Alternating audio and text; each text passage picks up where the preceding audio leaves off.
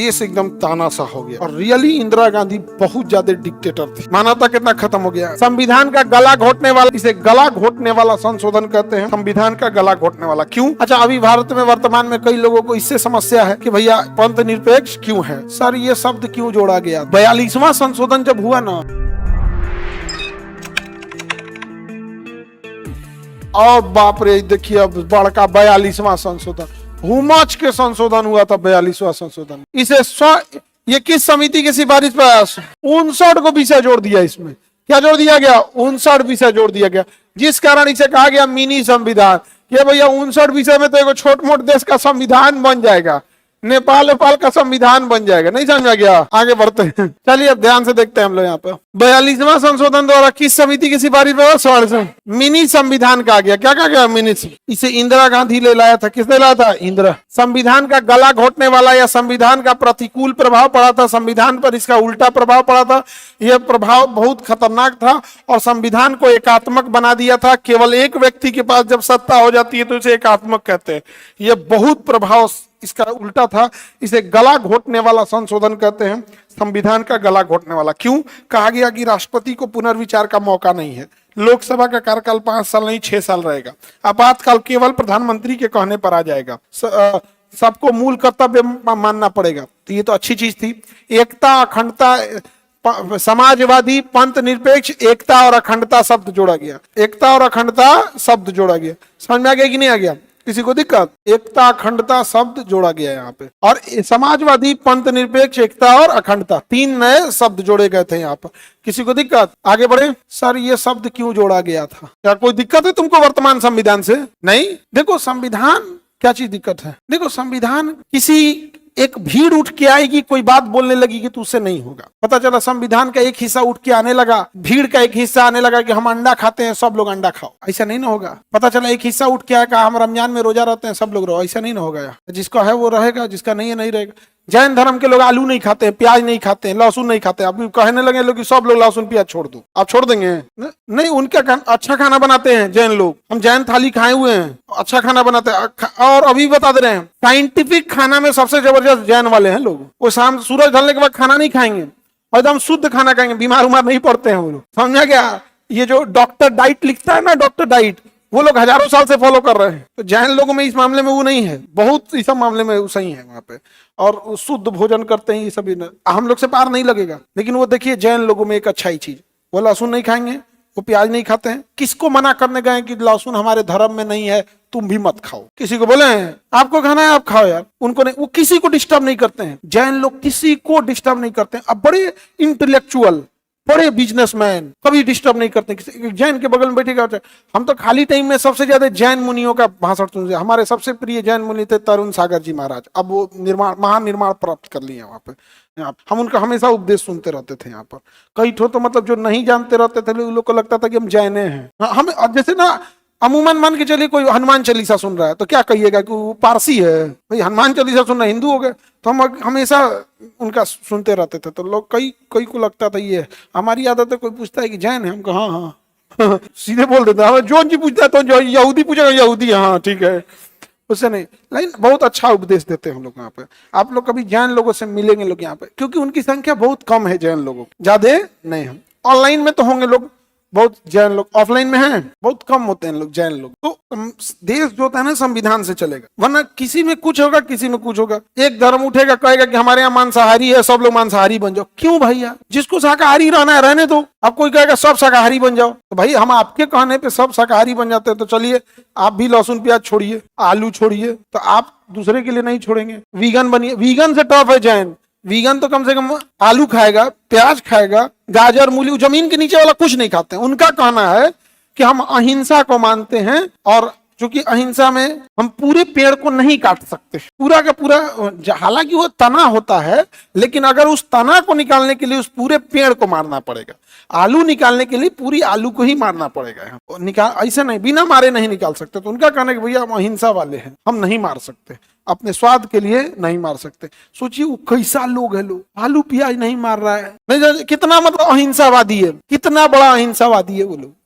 सोचिए वो लड़ाई झगड़ा करेगा, हम लोग बिहार वाले लोग, आइए ना, मार देंगे कट्टा कपार में यार। आगे बढ़े, आगे बढ़ते हैं। इसमें राष्ट्रपति को कहा गया कि मंत्रिमंडल का सलाह मानने के लिए बाध्य कर दिया गया। आपातकाल कहा गया पीएम के सलाह पे आएगा।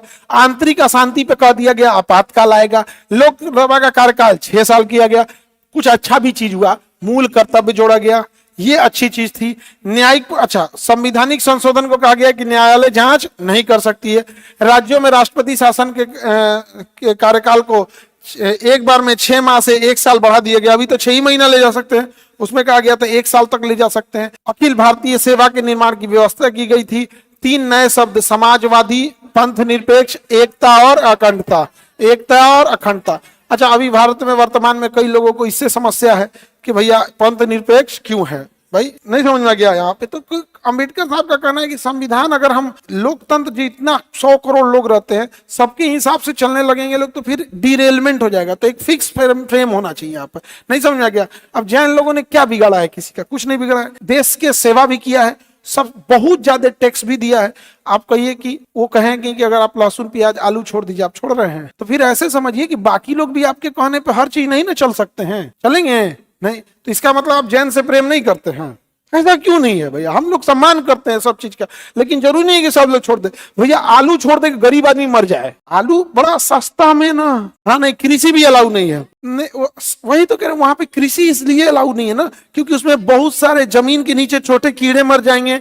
जब हम पानी डालते हैं तो मिट्टियों के बिल में जा सकते हैं, यहाँ पर ये ऐसे जा सकते हैं।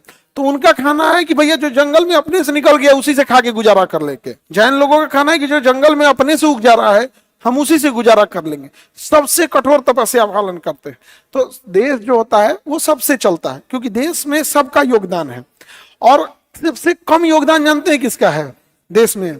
नेताओं का। और सबसे ज्यादा क्रीम कौन भोग रहा है? देखना, बर्थडे में कोई आएगा बाहर से, उसका ना बर्थडे रहेगा ना वो फैमिली का रहेगा, टुकुर टुकुर रहेगा, ऊपर से क्रीम काट के खा जाएगा। नहीं समझ में आ गया? यही नेता है, ना उसका जन्मदिन है ना वो फैमिली वाला है। आया है भारत में, करा तुम लड़ो, लड़ते रहो, यहाँ पे मंत्रिमंडल ले गया। समझ में गया? तो होता है संविधान में 42वां संशोधन इसीलिए किया गया था कि मतलब बहुत ज्यादा वो ना हो जाए। तो फिर ऐसा होने लगेगा ना, लोकतंत्र की जगह पे भीड़ तंत्र की, एक भीड़ की हिस्से को इंसान क्या कर रहा है, मान रहा है यहाँ पर। तो अगर आप सम्मान करते हैं तो सबका कीजिए, उस हिसाब से तो पता चला आदमी जोकर बन जाएगा। सबका हिसाब से आदमी चलते रहते यहाँ पे। एक कहेगा ये खाइए, एक कहेगा ये पहनिए, करेगा ऐसे रहिए, वो रहिए, दुनिया भर की चीजें होती है। नहीं समझ में आ गया? सबका अलग अलग। और अभी तो हम लोग केवल इंडिया में हैं, दुनिया में एक से एक है। नहीं समझ में आ गया? जापान ओपान में अलग टाइप का धर्म है उन लोग में यहाँ पे। तो ये 42वां संशोधन था, इसमें बहुत सारी चीजें अच्छी भी थी।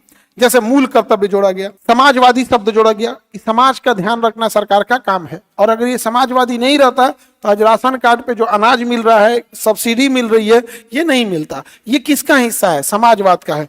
एकता जरूरी है देश के अंदर और अखंडता भी जरूरी है। हम सब एक होके रहें, आपसी विवाद ना करें, समझा गया? और अखंडता, अगर हमसे टूटने की बात करेंगे तो मुंह देंगे। नहीं समझ में? अगर मान के चले कोई राज्य कह रहा है कि हम भारत में ही नहीं रहेंगे, तो जब तुम हमारा है ये नहीं है, तुम्हारा चिंता कौन सी? ले आ रहे AK-47, हमारा सीधा हिसाब है, हम इस मामले में कुछ नहीं। आप हमको लाख बात कीजिए, डिस्प्यूट रखिए, भारत में रहिएगा तब। अगर आप कहिएगा कि भारत से हमें जाना है तो भैया तो दुनिया से जाओ। India is union of state, समझा गया? कई आदमी हमसे कहते ये तो आप लोकतंत्र के खिलाफ बात बोल रहे हैं। हम कह सुनो, देश के अंदर आता है लोकतंत्र। लोकतंत्र मत चिल्लाओ, लोकतंत्र का बाप है देश।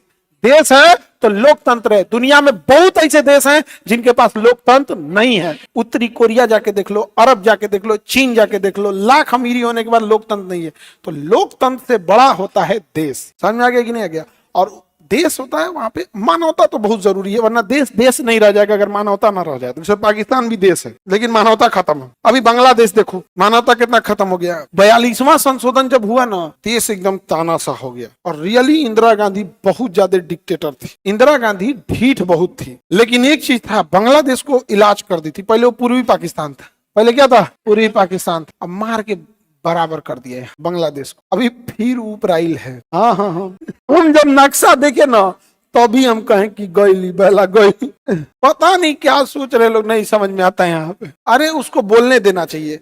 एक बार अगर थोड़ा सा वार कर देना, बस काम खत्म, बस काम खत्म। हम चाहते हैं एक दो बार अगर हो जाए बांग्लादेश से ना, तो सबसे पहले जो आर्मी अटैचमेंट वाले हैं सब, हम लोग हैं लोग, सबसे पहले आ जाएंगे हमारे पे। हमारा तो बटालियन नंबर रेडी उडी है सब। हाँ बस और अपन केजीएस बटालियन लेके चलेंगे। तो देखो 42वां संविधान संशोधन द्वारा संविधान को बहुत प्रतिकूल प्रभाव पड़ा। 44वां संशोधन द्वारा उस सारी कमियों को दूर किया गया। जैसे 42वें में कहा था कि राष्ट्रपति विधेयक को पुनर्विचार के लिए नहीं लौटाएंगे, इसमें कहा एक बार लौटाए। किसमें? 44 कहा किसमें लौटा नहीं सकते। ये दरोगा में पूछा हुआ क्वेश्चन कि संविधान राष्ट्रपति को एक बार पुनर्विचार का मौका दिया गया। हाँ 44वां संशोधन द्वारा। लोकसभा के कार्यकाल को 6 साल से वापस 5 साल किया गया 44वां में। राष्ट्रपति शासन को 1 साल से घटा के 6 महीना किया गया 44वां। आपातकाल लगाने का अधिकार प्रधानमंत्री से छीनकर मंत्रिमंडल को दिया गया है 44वां। तो यानी 42वें की जितनी कमियां थी उसको दूर किया गया 44।